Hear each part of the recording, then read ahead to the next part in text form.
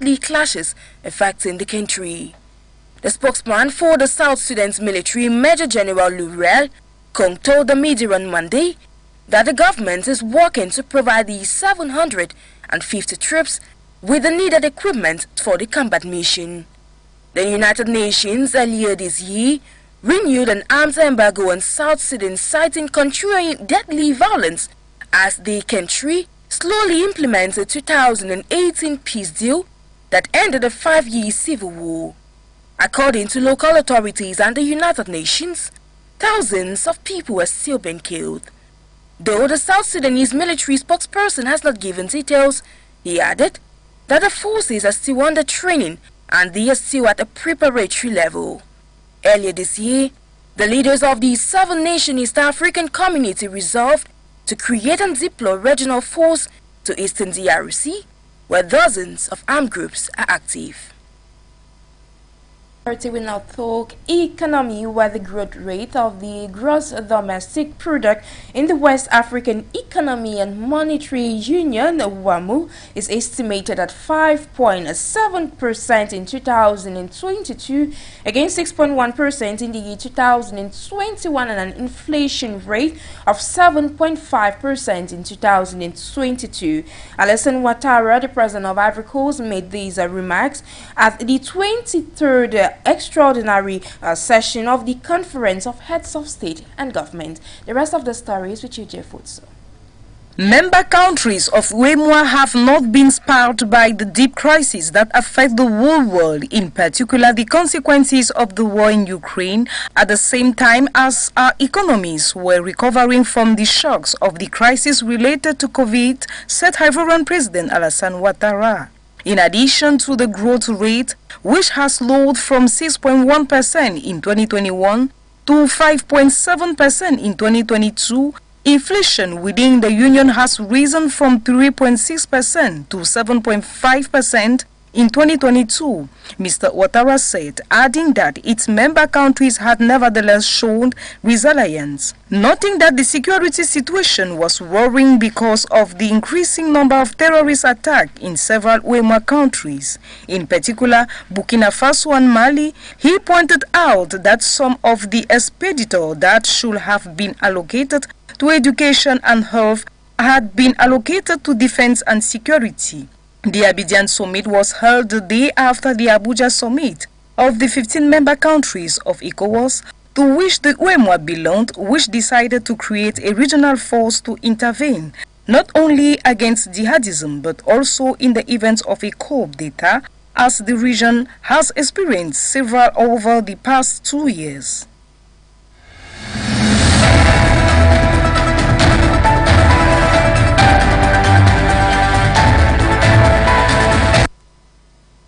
Ladies and gentlemen, to wrap up these first segment, we now talk sports in the course of this news bulletin.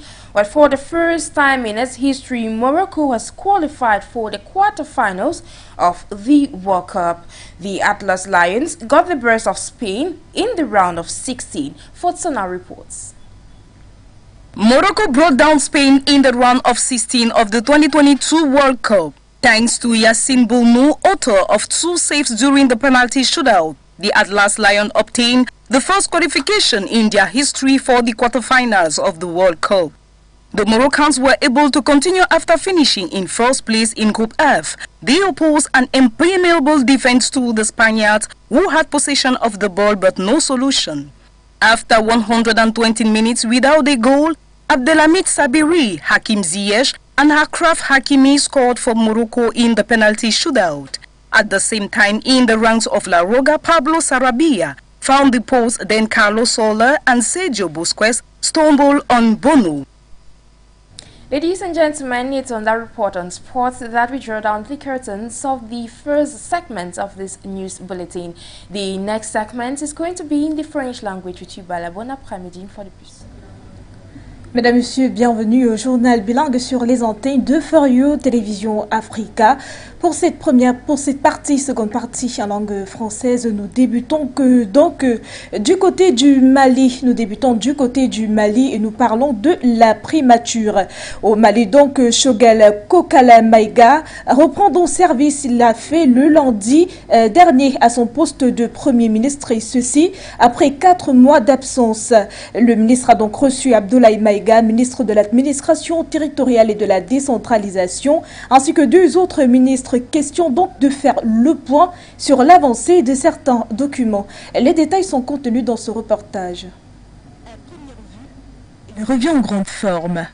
Absent depuis août de suite d'un accident vasculaire cérébral, le Premier ministre malien, 64 ans, reprend son poste. Il a d'ailleurs été accueilli chaleureusement à la primature. Le soutien les plus visibles ont été le président de la transition et vous-même. Lui et ses collaborateurs.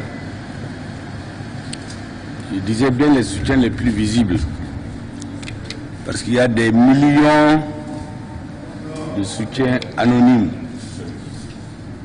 dans les mosquées les plus lointaines, dans les églises et paroisses les plus lointaines, dans les lieux de culte de tout genre. Ils ont prié. Je suis revenu à vous aujourd'hui grâce à Allah, grâce aux bénédictions de tout le monde, grâce à mon moral de fer qui a été entretenu par le président de la transition et ses collègues. Le colonel Abdoulaye Maïga, qui jusqu'ici comblait son absence, n'a pas manqué de saluer le personnel pour sa belle collaboration de ces derniers mois. Je vous assure que je suis agréablement surpris, je ne m'attendais pas du tout à un tel accueil. Je tiens vraiment à vous remercier pour ces 4 mois de période d'intérimaire qui ont été pour moi 4 mois de stage. Je dois être très honnête avec vous, j'ai énormément appris. Je pense que quelque part, si le gouvernement fonctionne, c'est grâce à des centaines de personnes invisibles qui sont à la primature que nous ne voyons pas beaucoup. Mais nous savons honnêtement que vous travaillez d'arrache-pied avec beaucoup d'abnégation. Je voudrais du fond du cœur vous remercier. Choguel Kokala Maïga avait été reçu le 25 novembre par le colonel Goïta et lui avait dit être apte à reprendre son poste. Cette rencontre avait nourri les conjectures sur le rétablissement de Choguel Kokala Maïga dans ses fonctions.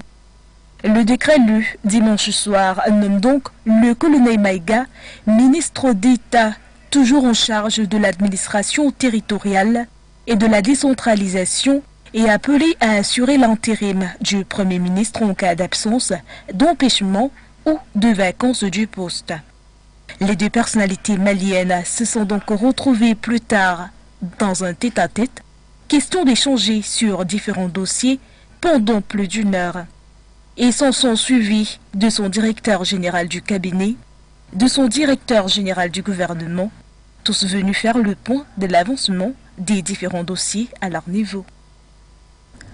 Afrique du Sud, affaire Fala Fala. Le lundi dernier, les assises de l'ANC, le parti au pouvoir en Afrique du Sud, devant donc sceller le sort du président Cyril Ramaphosa, ont finalement accouché d'une souris. Eh bien, le vote sur la destitution de l'actuel président sud-africain accusé de corruption a donc été reporté à une date ultérieure. Un énième report qui suscite beaucoup de remous dans le jeu politique au pays de Mabida. Nous dites-vous dans ce reportage, Kwechu.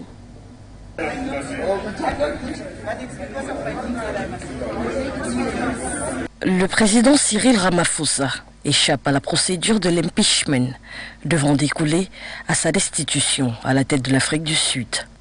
Les votes internes au sein de l'ANC, sa formation politique, ont été reportés à une date ultérieure. Accusé de corruption dans l'affaire Fala Fala, des suspicions pèsent contre le président Ramaphosa d'avoir violé les lois anticorruption et même la Constitution. Son prédécesseur Jacob Zuma, sur la base de mêmes accusations, avait perdu son poste de président de la République et fait encore aujourd'hui l'objet de poursuites judiciaires. L'ANC, le mythique parti de Nelson Mandela et de ses compagnons de lutte contre l'apartheid, n'en finit pas de produire des présidents, les uns à la suite des autres, empêtrés dans des scandales de corruption et de détournement de fonds. L'affaire Fala Fala et les reports à répétition sonnent selon les analystes et une partie de l'opposition comme une volonté du parti au pouvoir d'entérimer cette affaire et de s'arroger la sympathie des partisans de Ramaphosa à l'approche des présidentielles. Mesdames, Messieurs, parlons de toute autre chose. À présent, vous regardez le 12h bilingue sur For You, Télévision Africa. Vous faites bien. La suite, donc, c'est dans l'Afrique de l'Ouest, affaire UMOA. L'UMOA, donc, a annoncé un taux d'inflation de 5,7% en 2022. L'annonce a été faite à l'ouverture à Abidjan d'un sommet ordinaire de l'organisation qui regroupe à présent 8 pays ayant en commun le franc CFA. Le compte rendu avec vous, Hassan. Le taux de croissance du pays brut dans l'Union économique et monétaire ouest-africaine est estimé à 5,7% en 2022 contre 6,1% en 2021. C'est ce qui ressort de l'ouverture de la 23e session ordinaire de la conférence des chefs d'État et de gouvernement de l'Union économique et monétaire ouest-africaine, en abrégé UEMOA. Le ministre togolais de l'économie et des Finances, par ailleurs président du Conseil des ministres de l'Union, Sani Yaya, a souligné qu'au cours de l'année 2022, l'activité économique est restée soutenue malgré une conjoncture internationale morose et un environnement sociopolitique et sécuritaire interne fragile. Pour le ministre togolais, cette bonne tenue de l'activité économique malgré les différents chocs subis est le résultat de l'intensification des investissements dans les États membres ainsi qu'à la bonne tenue des activités manufacturières, commerciales et de 8 services dans le contexte de guerre russo-ukrainienne. Le taux d'inflation est estimé à 7,5% en 2022 contre 3,6% en 2021.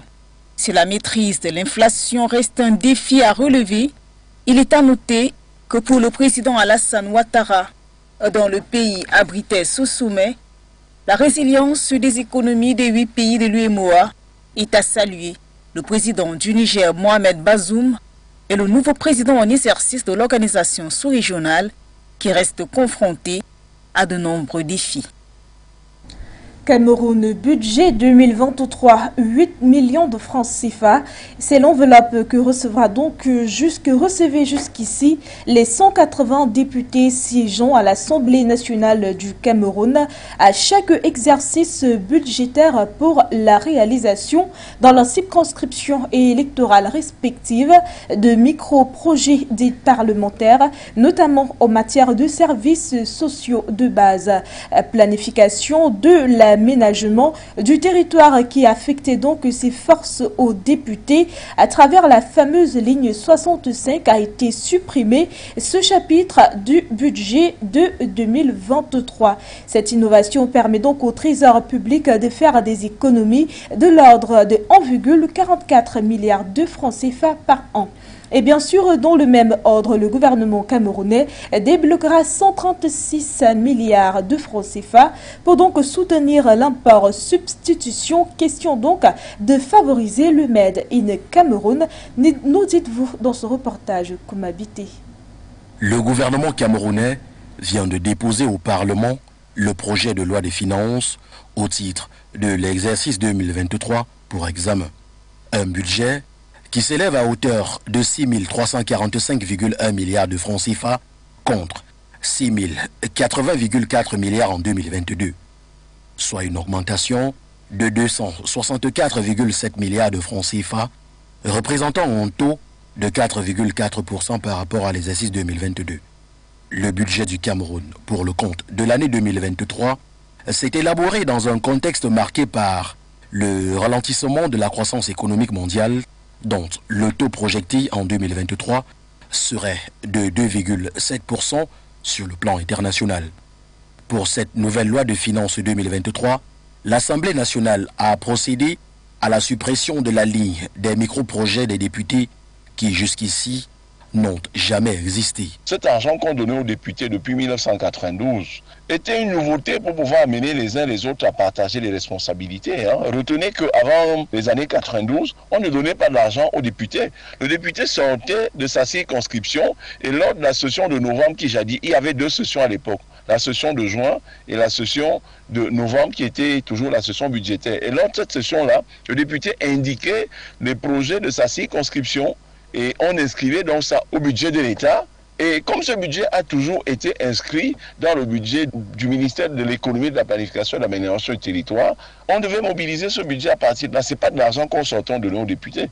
Mais en réalité, le député a 2 rôles constitutionnels. Légiférer, c'est-à-dire voter les lois, et contrôler l'action du gouvernement. Or, cette histoire de 92 qui avait consisté à transformer le député en une partie ou un démembrement de l'exécutif était contraire à la Constitution, c'était anticonstitutionnel. Donc on est en train de retourner à l'orthodoxie de la Constitution qui consacre le député à 2 fonctions, la fonction législative et puis la fonction de contrôle de l'action gouvernementale. Donc on n'a pas à pleurer là-dessus. Hormis cette suspension des projets imputés aux députés, le gouvernement camerounais a décidé de débloquer environ 136 milliards de francs CFA en 2023 en soutien à l'import-substitution, consistant à abandonner l'importation des biens pouvant être produits localement, ce qui encouragerait les importateurs à s'investir dans la production et la consommation du Made in Cameroun. En réalité, l'effort de l'État est déjà encouragé. C'est encouragé, mais il faudrait qu'on tombe vraiment sur les professionnels parce que derrière cela, on va toujours se rendre compte que c'est un ancien ministre ou un ministre en fonction ou alors un haut fonctionnaire qui se met encore à développer les ressources halieutiques. Donc il est jugé parti, il faut courir à Yaoundé pour chercher de l'argent et venir tenter de faire quelque chose qui ne donne pratiquement aucun résultat. Pour l'import-substitution, moi je suis pour que l'État n'ait pas honte à créer ses capitaines d'industrie. L'État débloque 50 milliards. Non, je veux dire, pourquoi pas 1000 milliards? Donc l'État peut également, il n'a pas à lésigner sur les moyens, débloquer 1000 milliards et créer ses capitaines d'industrie dans des domaines bien ciblés, dans le domaine de la production du riz, dans le domaine de la production du poisson, dans le domaine de la production des engrais, parce qu'en fait, on ne peut pas envisager une agriculture intensive sans engrais. L'État peut créer ses capitaines d'industrie là-dessus, en disant, ce que je vous donne, c'est des dotations remboursables pour celui qui a échoué. Celui qui a réussi, ça fait une subvention. Celui qui a échoué, donc ces gens vont venir montrer de quoi ils sont capables. Mesdames, Messieurs, c'est la fin pour la partie en langue française. Je suis Bala. And for the English presentation, I have been Ijix Nabsi. Ladies and gentlemen, do have a great day in company of our programs.